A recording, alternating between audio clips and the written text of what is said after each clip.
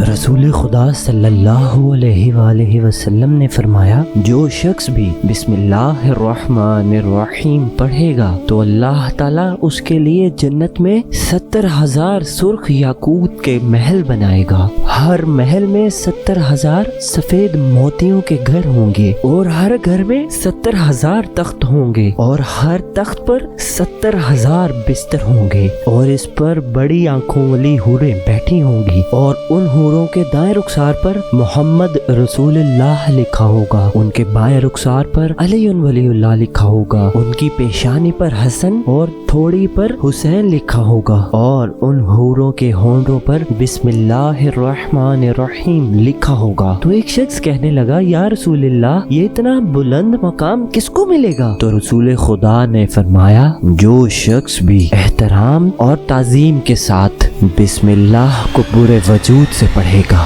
بسم اللہ الرحمن الرحیم